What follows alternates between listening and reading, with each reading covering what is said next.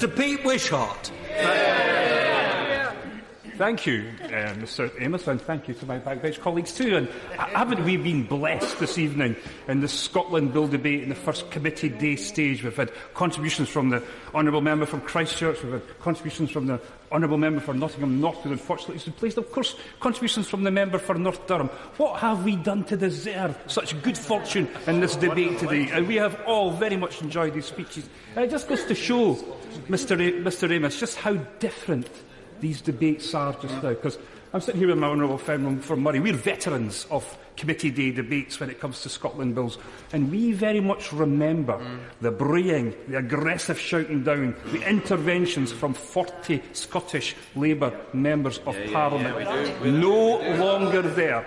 And this is the salutary lesson of this committee day stage today, because where we are is in the new Scotland. A new Scotland that has made certain critical decisions about how it wants to be governed and how it wants to progress with its constitutional agenda. The challenge for this government and for the Labour front bench is to respond to that. Now, they can ignore my honourable friends here who are in such great numbers, the 56 out of the 59, the over 50% of the vote that the SNP secured. They could ignore it. They could pretend it doesn't exist. They could hope it goes away. But we're going nowhere. And we're going to be here in committee day stages demanding that the Scottish people secure what they voted for in such overwhelming numbers. And I want to support my honourable friend from Murray in the key three principles that we're advocating when it comes to this. But the critical one, the one that we have to make sure that we secure, is that the Scottish people get what they voted for and what they expect from this House, which is the Smith Commission delivered in full, a more vow plus. I think we even heard from Gordon Brown, as he was a member for Kirkcaldy at that point, all the things that were promised in your federalism, the home rule that was promised to the Scottish people. That's what we expect to see. I'll give way to my honourable friend. I'm very grateful to him for giving way. And as he mentions the vow plus and what was promised to the Scottish people, in reality, these powers are not just promised or wanted by the yes voters, they're promised the no voters as well. The fact is, 100% of the people of Scotland voted for this. Whether you voted yes or whether you voted no, you're voting for this. My honourable friend always gets right to the point and to the heart of the matter when it comes to these particular issues. Because we know that all the things that we've been advocating and supporting and trying to ensure as it contain this bill is supported by the Scottish people. It's supported by the mass ranks here. It's supported by the 60% of Scottish people who want everything devolved to the Scottish Parliament other than foreign affairs, defence and treason. The honourable member forgot to mention that in the things that would still remain reserved. And we know that too, Mr Amos, because we saw an opinion poll last week.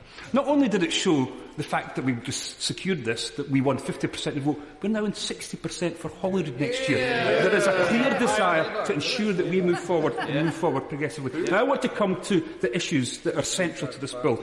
And again, I want to say a few things about the permanence of the Scottish Parliament, because I think of all the things that the Smith Commission brought forward, the permanence of the Scottish Parliament was just about the most useful thing that it actually suggested. This came from the vow which stated in the Daily Record that the permanence of the Parliament was to be the predominant issue as we were going forward with the vow and some of the things it contained. I think we were all disappointed the fact that Smith couldn't come to the draft Scotland Bill couldn't come to a form of words when it came to these things. But I think the thing for the permanence of the Scottish Parliament, it struck me, is there was overwhelming surprise from the Scottish people that this House could actually do away with the Scottish Parliament. I don't think people actually believed and accepted that was the case. This is a thing that we have to get resolved, and this is why it's so important, because the Scottish Parliament is now the key focus of the national debate about our nation and our political culture in Scotland. As we've continued to secure more and new powers for the Scottish Parliament, it is an intrinsic feature of what we are about as a nation. And the fact that this House can simply decide, maybe even on a whim, to abolish the Scottish Parliament is something which is totally unacceptable to the Scottish people and something that has to now put right. We have this one opportunity, taking this amendment through this evening, that we can address this, we can sort this out, and we can ensure that we can do it. Now, I pay tribute to the right honourable member, the member for Orkney and Sheppard, because he recognised that when he was Secretary of State for Scotland, and he said something, and I'll paraphrase, if I've got it wrong, I'll let him intervene, but something must be done about this. He said that this had to be addressed. This was then thrown over to the new Secretary of State for Scotland to pick this up. It now falls on his lap. He has now to address this, and he has now to ensure that we get what we want, which is the permanence. And we could go... Yes, of course, I'll give way to the Honourable Gentleman. Does the Honourable Gentleman...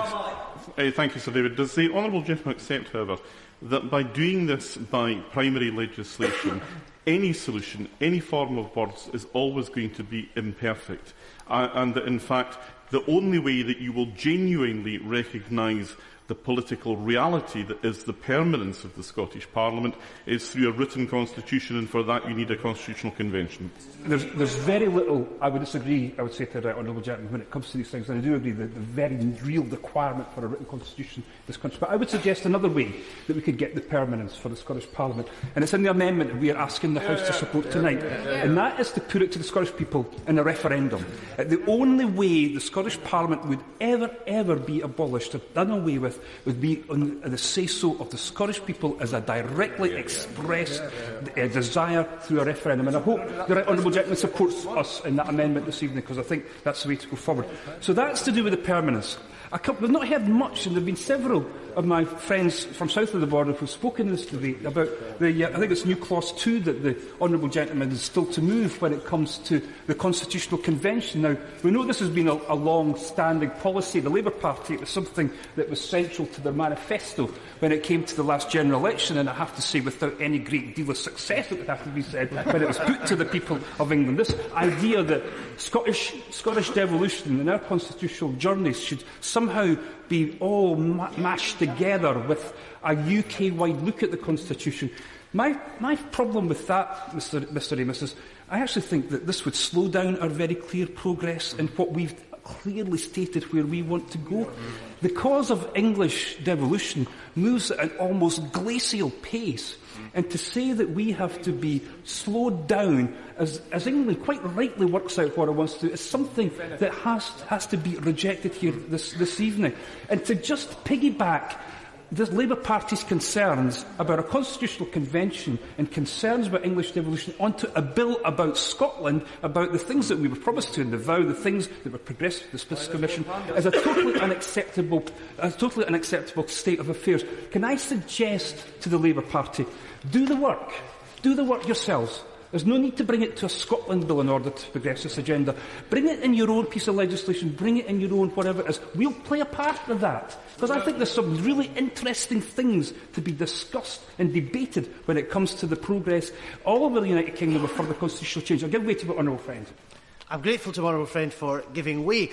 One of the phrases that was used earlier on by a member from the Labour benches was that this bill is the property of the Union. Isn't part of the problem that this is viewed through the prism of the Union? What's needed is a radical vision, which was once the territory of the Labour Party, but we're now offering that tonight. My honourable friend, again, is spot on. And we always seem to get here when it gets to Scotland bills.